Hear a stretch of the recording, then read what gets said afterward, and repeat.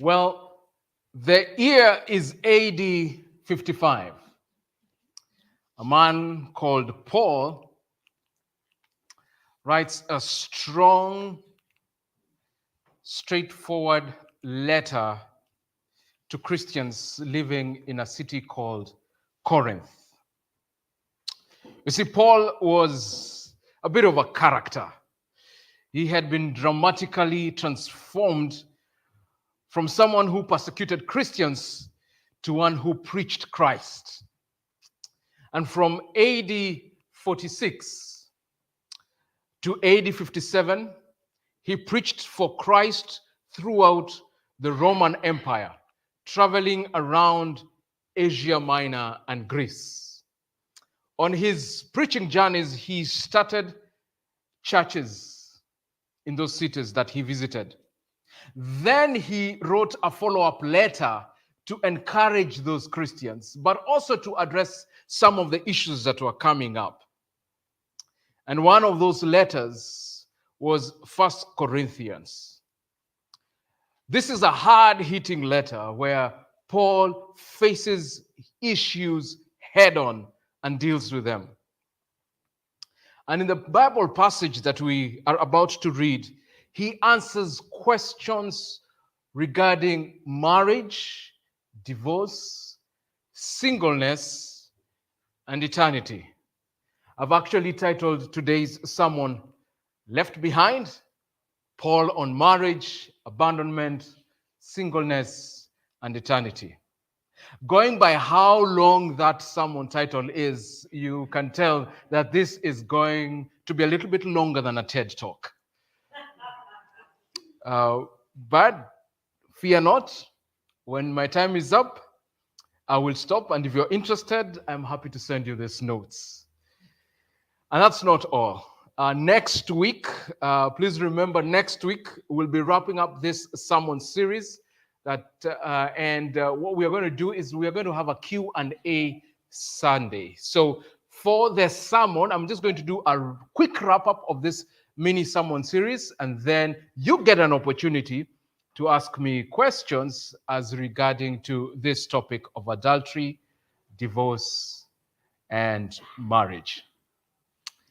So, as I had announced last week, please send me your questions in advance because this is a wide, broad, sensitive topic, and just going by the nature of it, it needs time for me to read and pray and research, and I don't have all the answers. And so please send your questions, hopefully by the end of today. You can also do it anonymously by writing a question and putting it in the offering box. Okay? Does that sound like a plan? Does that sound like a plan? Kapai? Good. And you don't have to have questions. Yes, it's all right. But if you have a burning question on this topic, please do send. So back to Paul. The topics of lust, adultery, marriage, divorce. This is a hot button topic which many Christians prefer to avoid. But breaking news, it's nothing new. Some of the issues that Jesus addresses and Paul's addresses are not new to us. They were issues then, they're issues now. And so we are going to look at what Paul has to say about this in and this is a sermon series, and we're going to look at this in 1 Corinthians chapter 7. Now, a little bit about the church in Corinth and Corinth. Like us, Christians in Corinth lived in challenging times.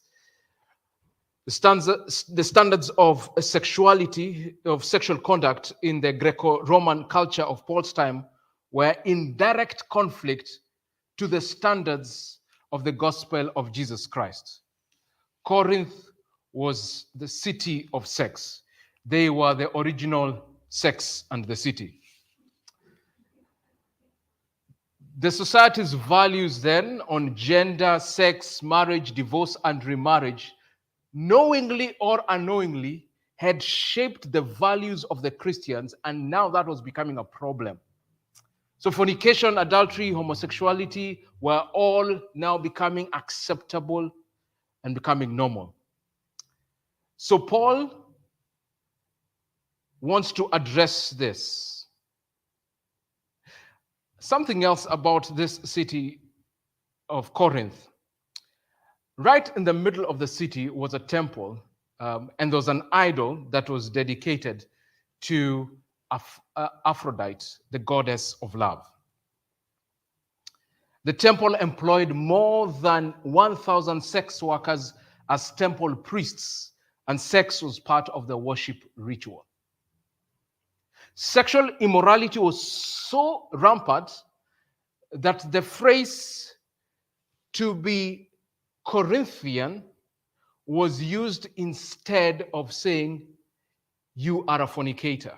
So instead of saying, it's like saying he's so Nelsonian to mean he's a fornicator. Okay, we'll not use Nelson.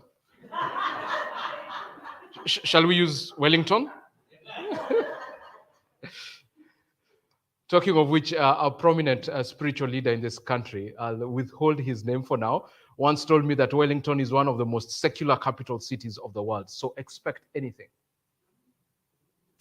You will be surprised that there are similarities between Corinth and our modern day society. We live in a hyper-sexualized society where anything and everything goes. Sexual immorality is a temptation that is always before us. It's in the movies, in adverts, in music videos, in magazines, in TV programs, easy access to pornography on the internet.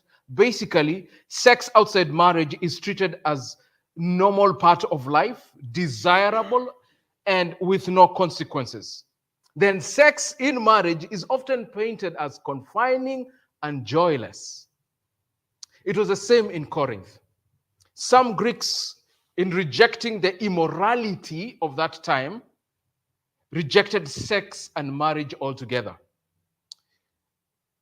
The Corinthian Christians wondered if this was what they should do. So they asked Paul a few questions, the kind of questions that we could ask today. Because sex is perverted, shouldn't we also abstain in marriage?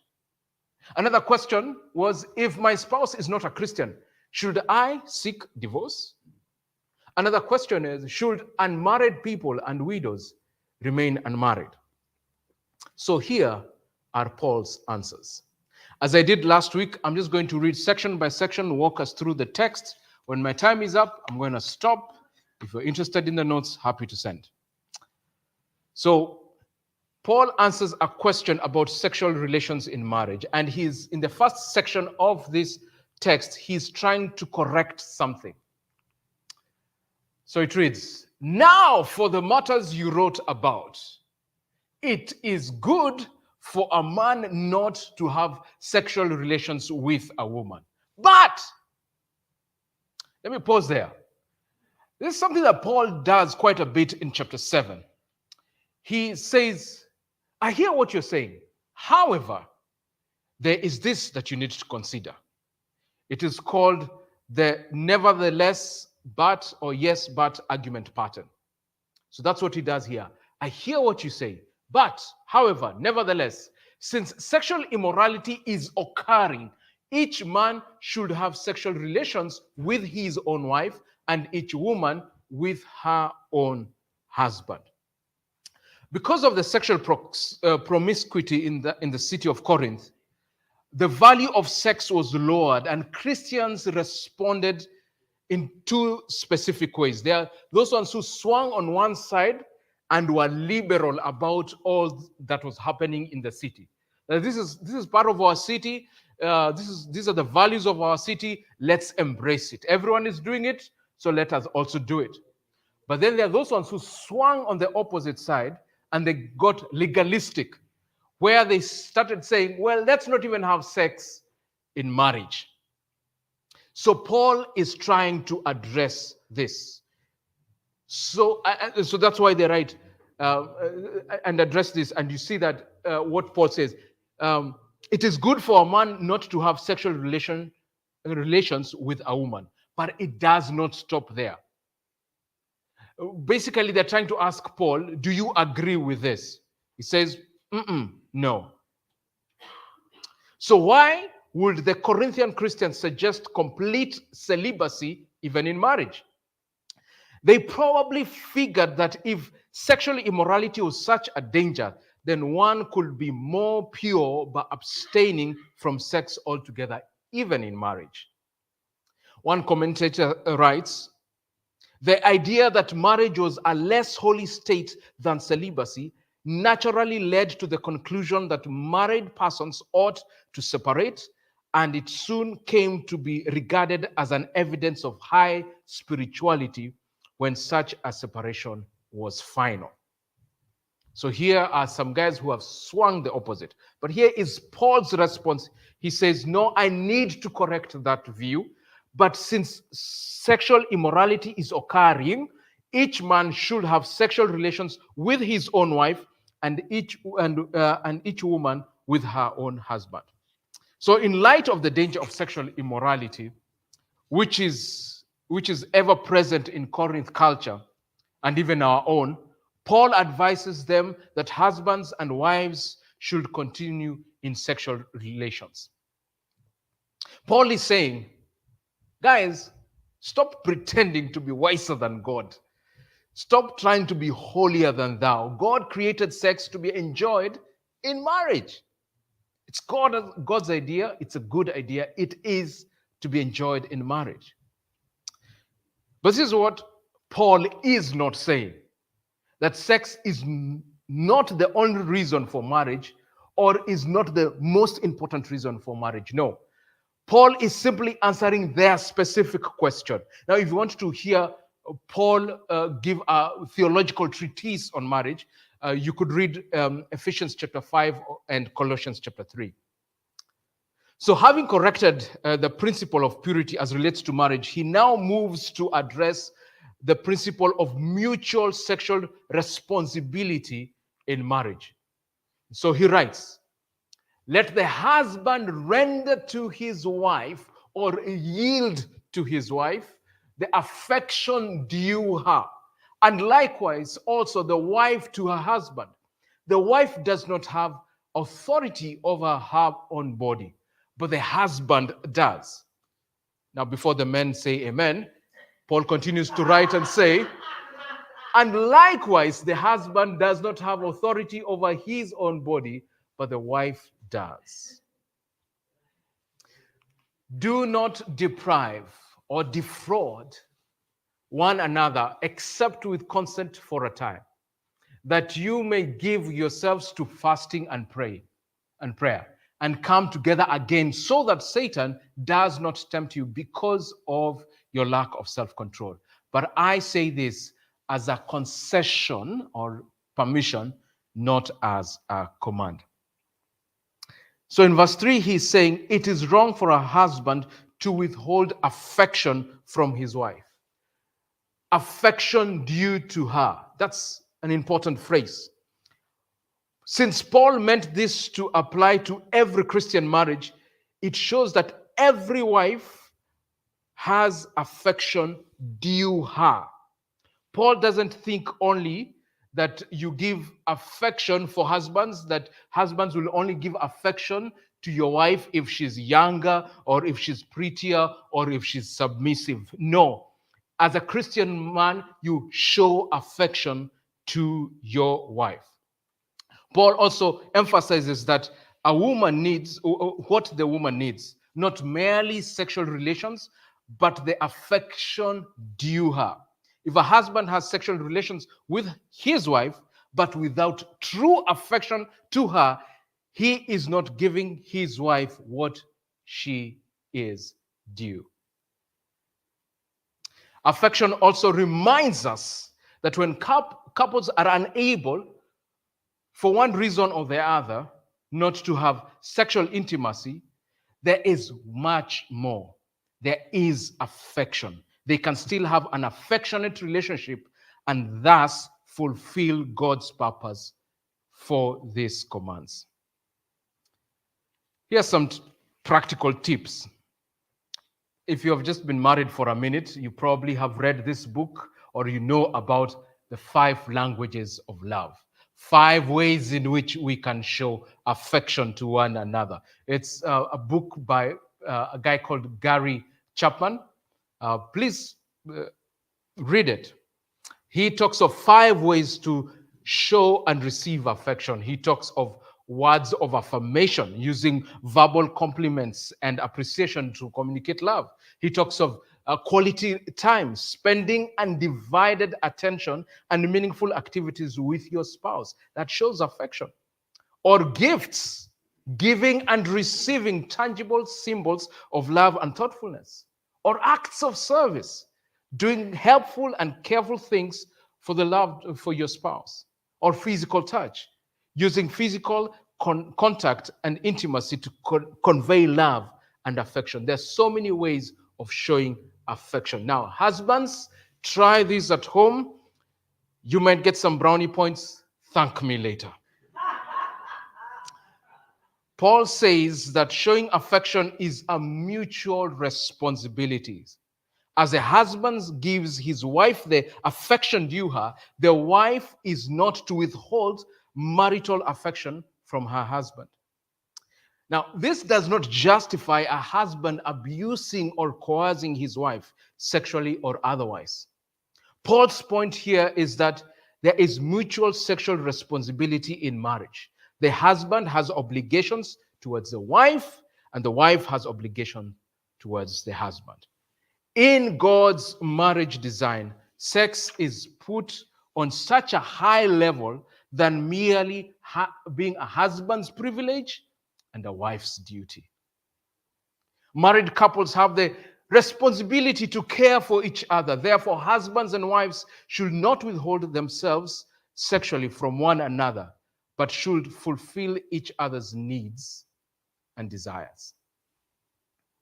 However, Paul has an exception for a Christian married couple who choose to abstain for a short period of time for the purposes of prayer and fasting. And he says it's for a short period of time so that you are not tested by Satan. Now, if Satan could test Jesus Christ, he is more than capable to test you. Then Paul continues.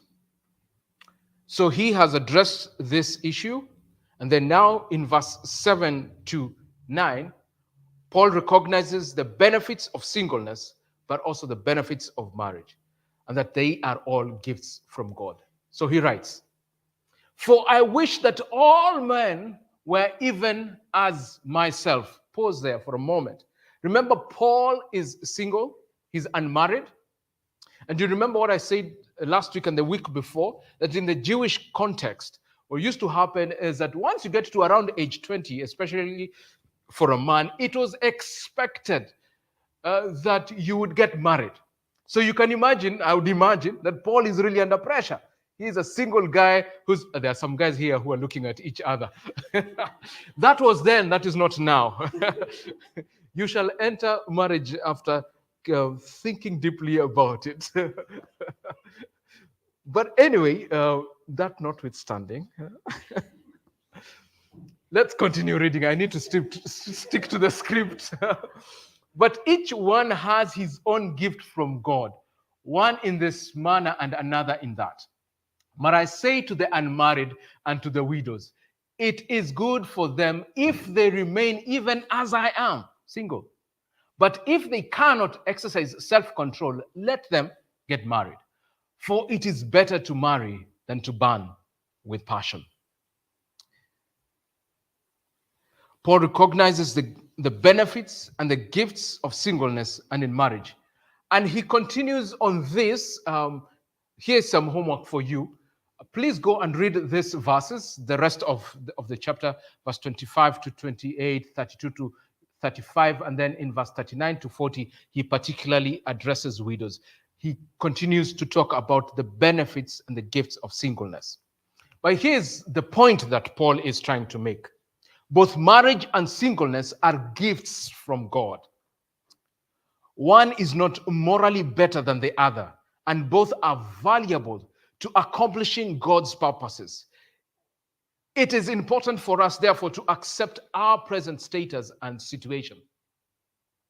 So while Paul recognized that some are gifted for marriage and some are gifted for singleness, no one is gifted for sexual immorality. The married must live faithfully to their spouse, and the unmarried must live celibate. You know, some single people feel tremendously pressured to get married. They think that they will be only complete if they get married or if they have a spouse. But Paul underlines one advantage of being single: the potential of greater focus on Christ and his work, participating in ministry and his mission.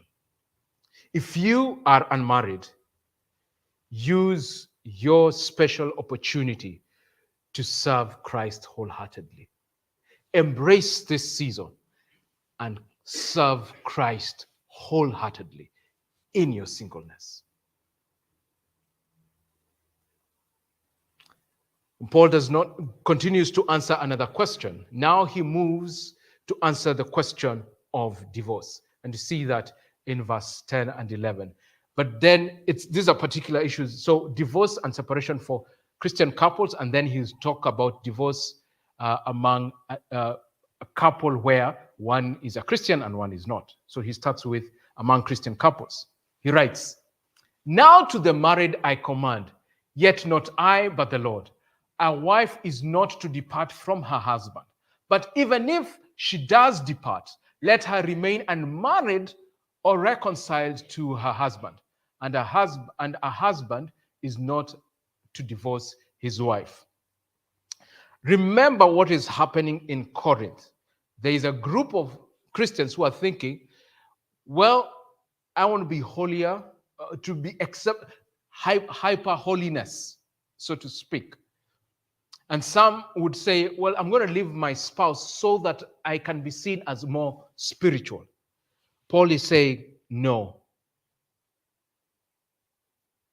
He has already he's saying no. Here, Paul addresses marriages where both partners are Christians. He will deal with other situations a little bit later, and I'm going to talk about it. The Corinthian Christians wondered if it might be more spiritual to be single, and if they should break up existing marriages for the cause of greater holiness. Paul answers their question straight from the heart of the Lord. Absolutely not. Paul, in addressing a marriage where both partners are Christians, says that they should not, indeed, cannot break up the marriage in a misguided search for higher spirituality. Actually, if one were to depart from their spouse, they must either remain unmarried or be reconciled with their spouse. And as we saw last week and the week before, there's this exception that has been given where there is repeated and repentant sexual immorality. But always, the best outcome would be to seek reconciliation under the guidance of wise biblical counsel. It is a road less traveled, yet it is there for us to seek reconciliation. Reconciliation is always preferred to separation or divorce and should be actively sought by both parties. Again, as we have seen in the last 2 weeks, Jesus was very clear. He did not command divorce, give permission or concession where there is unrepented, repeated sexual immorality. But as we saw last week, the problem, the real problem at the center of it all is stubborn, hard hearts. That's where the problem is. Our hearts are stubborn and hard. So the solution for this is that our hearts need to be constantly checked by God through His Spirit, where both spouses are open to be changed by God. Ignoring that, ignoring being evaluated by God, ignoring what the Spirit says to us, ignoring that is going to be downhill and it's going to be a slow fade. Our hearts. That's where the problem is. We need Christ. So Paul doesn't stop there. The next question Paul answers is found in verse 12 to 16. Divorce and remarriage when a Christian is married to an unbelieving spouse. But to the rest, I, not the Lord, say, if any brother has a wife who, or if any Christian man husband has a wife at that force who does not believe and she is willing to live with him, let him not divorce her. And a woman who has a husband who does not believe, if he is willing to live with her, let her not divorce him. For the unbelieving husband is sanctified by the wife, and the unbelieving wife is sanctified by the husband. Otherwise, your children will be unclean, but now they are holy. But if the unbeliever departs, let him depart. He's saying here is a case of abandonment, and he's saying, yep, in that case, let him depart. A brother or a sister is not under bondage in such a case, in such cases. But God has called us to peace. For how do you know, O wife, whether you will save your husband? Or how do you know, O husband, whether you will save your wife? So after addressing couples who are both Christians, now he speaks to one where a spouse is a Christian, the other one is not.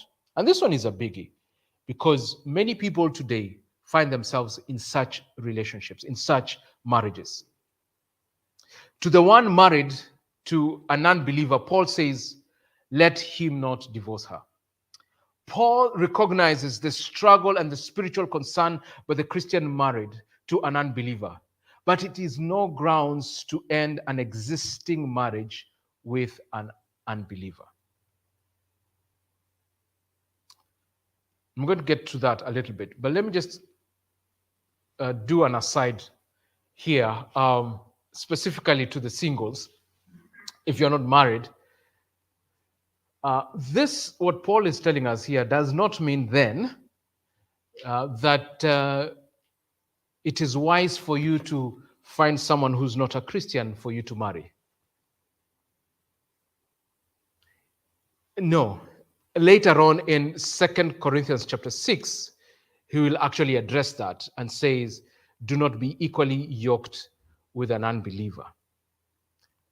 He says, for what do righteousness and wickedness have in common? Or what fellowship can light have with darkness? Knowing this beforehand, let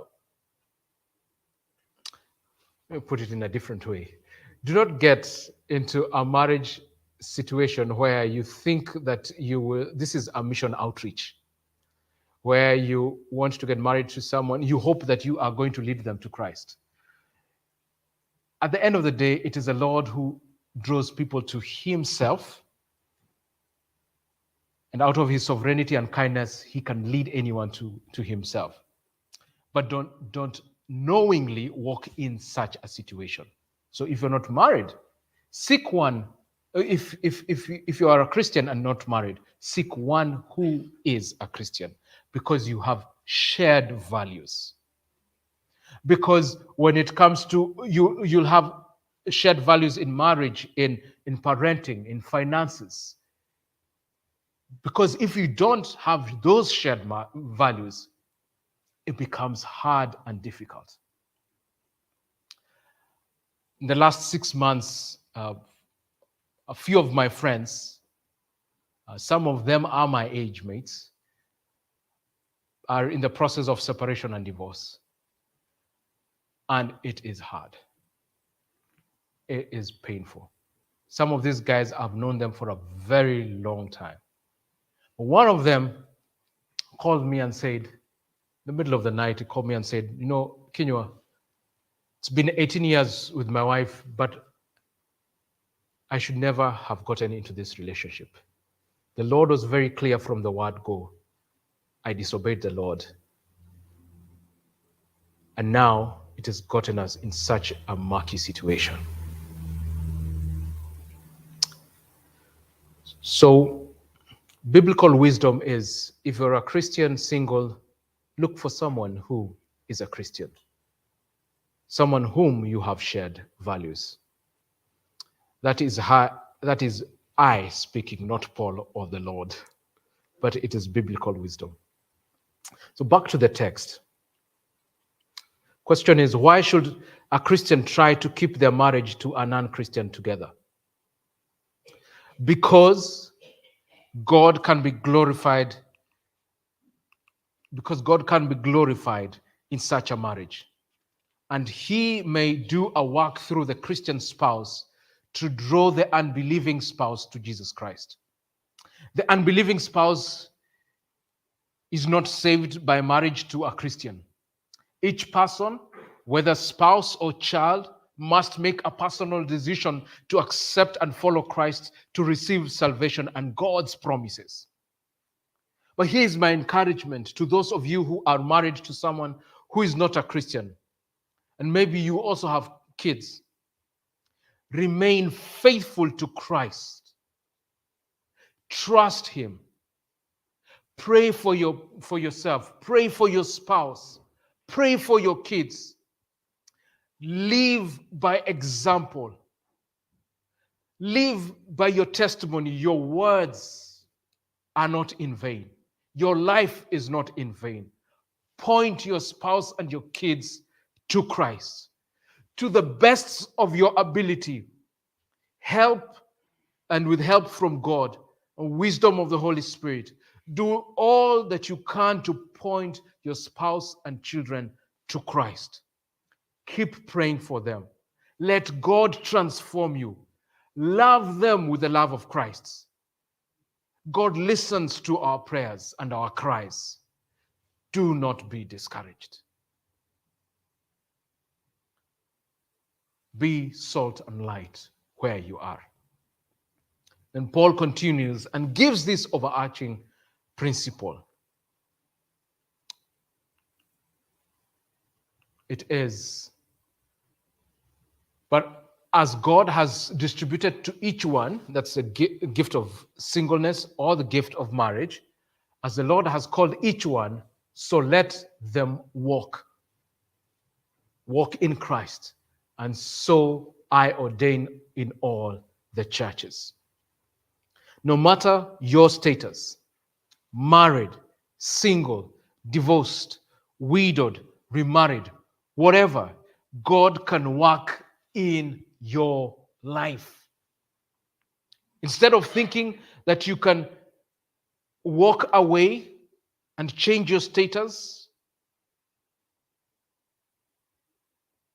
let God start doing something new and afresh in your life where you are at. This is also a warning about trying to undo the past in regard to relationships. As I said last week, go back if there has been past hurts.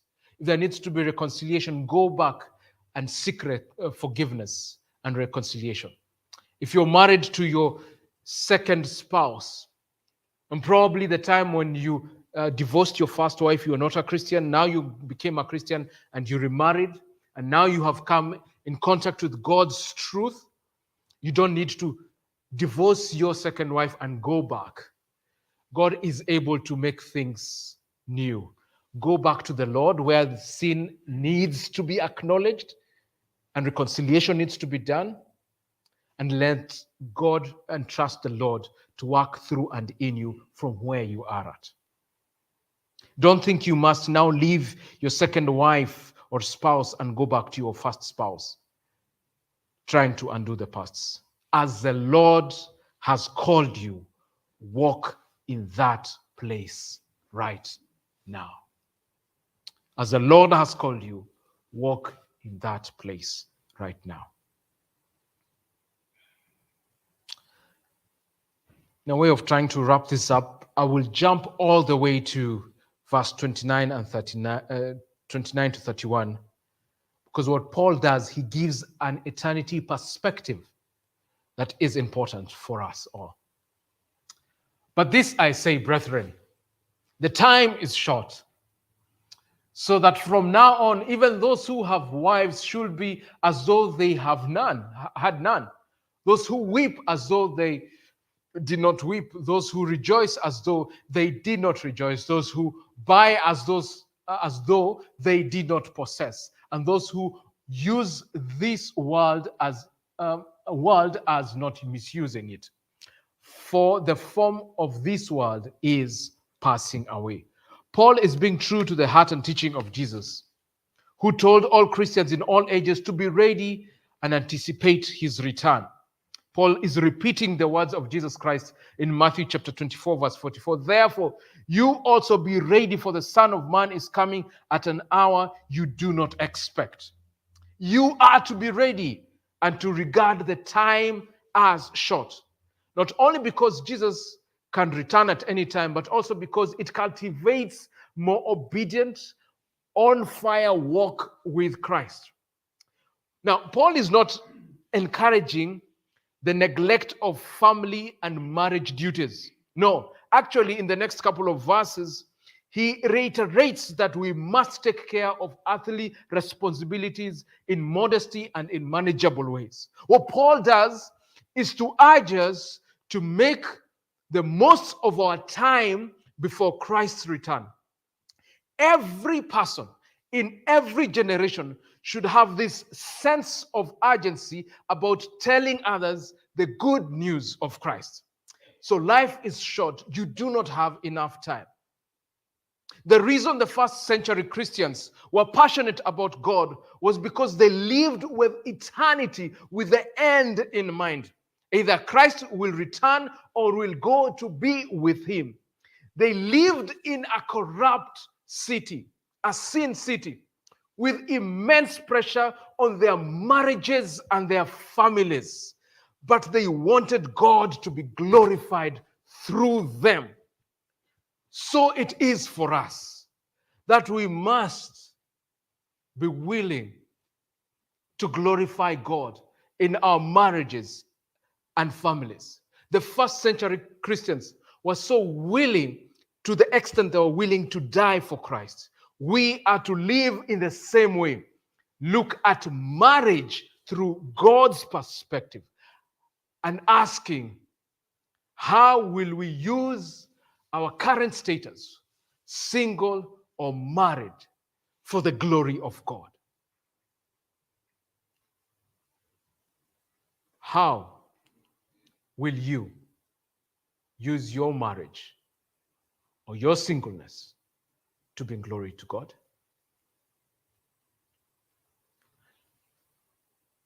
Let me pause there and give us a few minutes to reflect on this question and ask,